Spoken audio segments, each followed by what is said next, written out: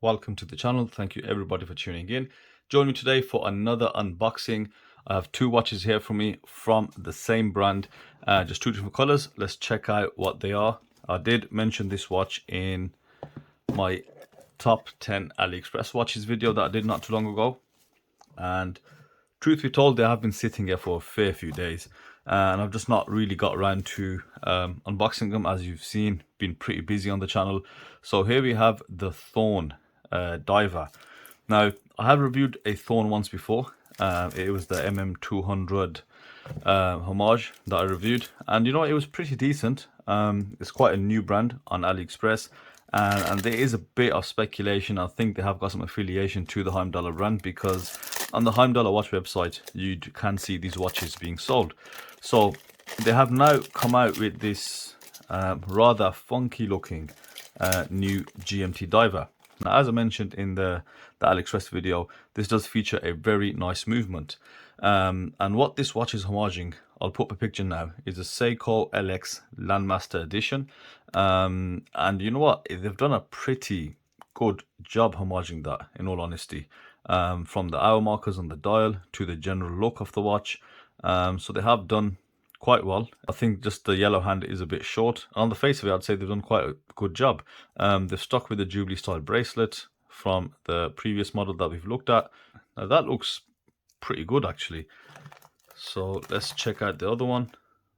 So I had a hard time deciding between the stainless steel and the PVD version. As you guys can see, I went with both. I think the PVD with this yellow accents looks really nice as well. Really does stand out, quite a striking visual here. The watch feels pretty solid in hand, and even with the PVD you can see just the different transitions on the case. And on the previous Thorn model, I went with the sterile version because the logo, I just couldn't hack that logo on the dial. Now they haven't changed the logo, but I don't know if it's either my eyes just accepting it, or getting or adjusting to the logo. It doesn't look that bad. It's not bad enough to put me off, but I think that's because it does have I think a lot more present on the dial. So let's run the specifications off for you guys. You've got a stainless steel version, a PVD version, you've got a double domed AR coated sapphire crystal, and you also have 200 meters of water resistance, screw down crown, screw down case back. You do have a unidirectional bezel, and the watch runs the Heimdallr 6460 high beat movement, which ticks at 28,800 vibrations per hour. And I mentioned in the previous videos about this movement, a bit of a controversial movement. I think there's a bit of a misconception that this is a clone of the ETA 28362. Now, ETA themselves have confirmed that do not make such a movement, and what initially happened was an ETA movement had been modified with some Chinese parts, which gave it a GMT function. Now, Hangzhou then replicated that movement, made it a lot more reliable, and in the depths of the watch community, from the watch builders and on few forums, you'll find that this movement is actually quite robust.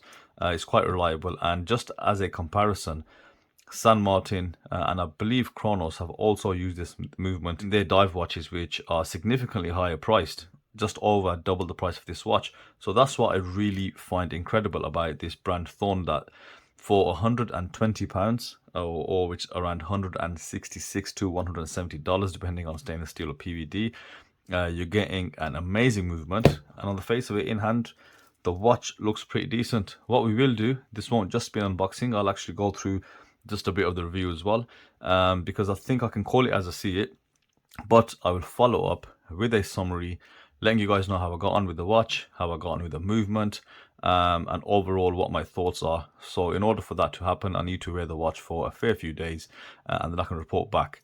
But for this review, let me take off the stickers and go through some dimensions and just have a closer look at what we can see on these watches. So let's go ahead, check out the dimensions. So the diameter is close to 45 millimeters. Case thickness of nearly 15 mil, so 14.8.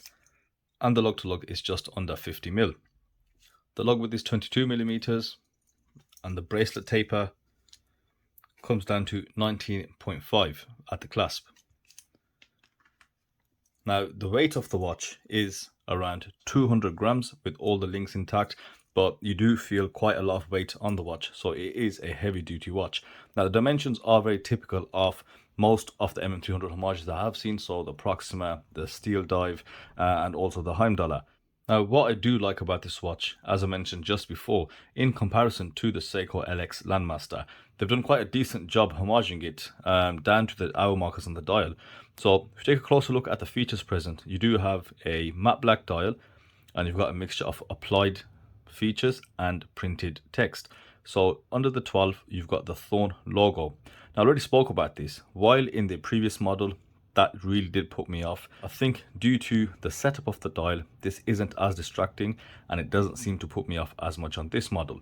Now above the 6, you've got automatic 20 bar GMT in yellow, which perfectly matches the yellow markers on the chapter ring and that yellow GMT hand. Now I also like the hour markers. I like that they have changed the dial as much. We usually find that a lot of these homage watches use the same dial setup. So they've got baton markers all around, except the ones at the 3, 6, 9 and 12, where you've got these arrow ended batons, and you've got a much wider hour marker at the 12, which is a nice touch and it gives the dial a nice look. The markers are applied, they've got polished edges, a very decently well built dial. Now around the chapter ring, you'll see the markers that are in yellow. It goes all the way up to 24, as it is a GMT watch. And the handset used on the watch is a sandblasted finish. These are your standard sort of sword style hands with no chamfered edges, but a very matte, again, sandblasted finish. Now there should be ample lume applied on the dial. As you can see, there is plenty of coverage on there. And the double dome sapphire crystal does have that excessive blue AR coating. Now, I do wish that brands kind of tone it down in the AR. You know, there is a subtle amount that is absolutely perfect, but this is quite a bit excessive, as it is quite distracting away from the dial. Now, the lume applied on the watch is BGW9, and as you can see, it has been very well applied. So you've got BGW9 at the 12 o'clock pip, and all around the hour markers, and the seconds hand, and the minute and hour hand, and also that little GMT hand. So they've done exceptionally well with the lume. This is what I like to see. It is very evenly applied and you will have fairly decent longevity. Now Thorn have done a few key features extremely well. Have a look at this bezel insert. Now I'll point out straight away there is a little QC issue where you can just see here above the 345 is you've got a bit of ink smudging present, which is not ideal at all. But in regards to the actual construction of the bezel, I absolutely love it. Now this does appear to be a bezel insert, as you can see a line here, so I might get back in touch and ask for a replacement if that's possible. But just the engraving is done really well. You've got all the compass markings around the outside, and the pip, east, south and west have been engraved out. Just have a look. Scalloping on the bezel itself, polished surface, very smooth, nicely done again. And this brushed bezel insert, which also does slope inwards. And usually you find flat bezel inserts, but I like, you know, they've gone the whole 9 yards with this bezel insert and really tried to make it as accurate as possible. And besides the QC issue, even the pip, everything has been done extremely well. Let's check the bezel rotation.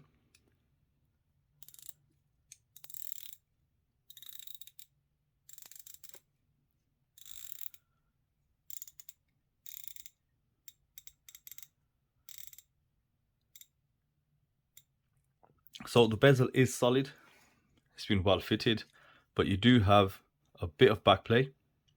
When I say a bit, at least a whole click's worth, or just off a click. But you also have some forward play, and that's just due to the tension in the spring. So it goes a bit forward and it does bounce back slightly. Now, in all honesty, the bezel rotation isn't the best, and I think they've got quite a way to go to improve this. It just needs to be quite crisp. It needs to be a lot more accurate than this. While the finishing of the bezel and the construction of it is absolutely superb, it's just lacking in the rotation part. It works and it does line up, it is accurate, but you know, that movement there isn't satisfying at all, and the whole clicking sound is just far from satisfying. Moving on to the case finishing, as you can see, there are a few different transitions. You've got linear brushing present on the A face, and I'd like to add it is very fine brushing. And around the sides, where you've got the bevel edges, it is fully polished, which then transitions to a really nicely done linear brushing along the side where you've got also drilled lugs. So the finishing on the case is really nicely done. And this is somewhat typical finishing that you do see on these MM300 style cases. They usually have a brushed finish, polished edge chamfers, and then a brushed line going through the center profile of the case, and that really does look nice. And as you go over, it then usually goes back to polished edges as it has over here. Let's open up the bracelet. Let's have a look at the case back, and you've got Thorn on the case, and then you've got some text on the back with a rose. Where there is a will, there is a way.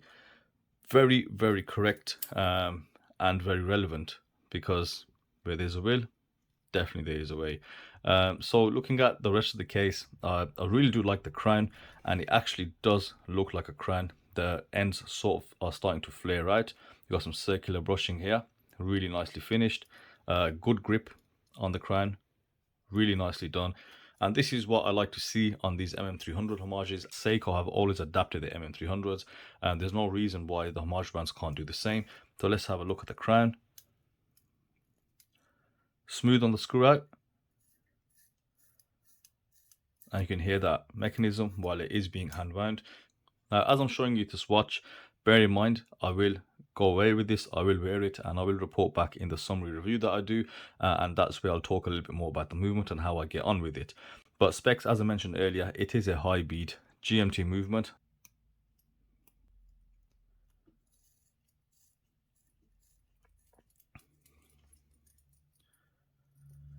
Now, moving on to the bracelet, you can see the end links are fitted really well. I do like how they've been shaped and how they have been curved.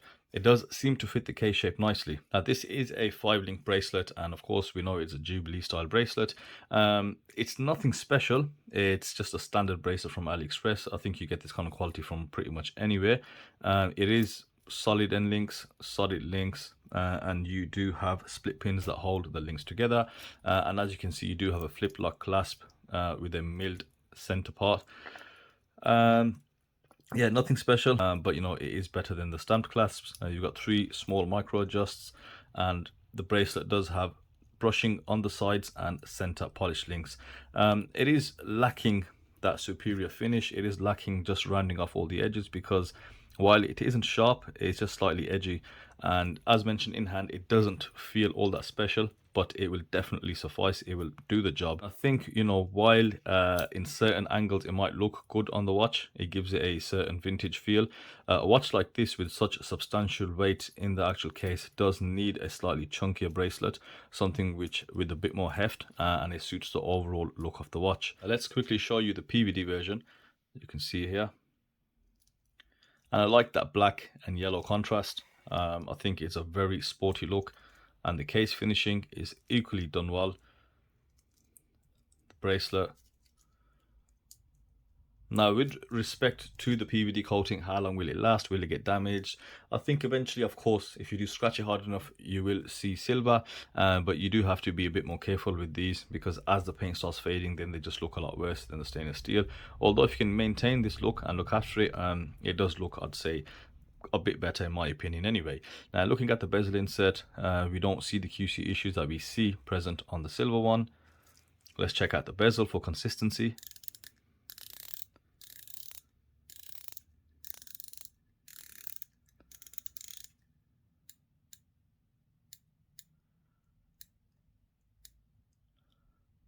So it does line up, but it still has the same mechanism where you do have that much play. So you can feel the tension as you rotate it forward, which springs back, and you do have that back plate as well. Everything else is solid.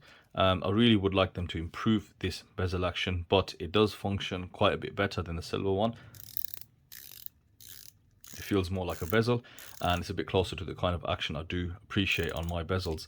So that tells me one thing, that consistency will be an issue. So let's put this on wrist. Wrist check for today. I am wearing the Zealous black tip. I haven't worn this for a good while, so I thought it's a good time to get it back on wrist. And let's put this away.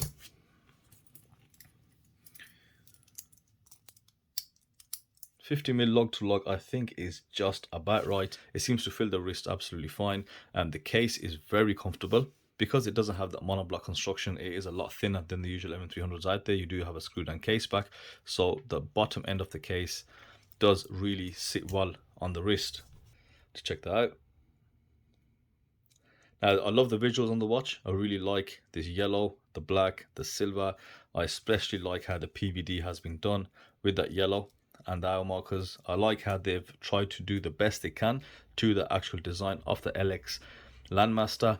The bezel inserts, one of my favorite features of this watch, and the case finishing is awesome. I will wear it and I'll feed back with a follow-up review in about a week or so. So I hope you guys enjoyed that. Thank you guys for watching, and I'll see you on the next video.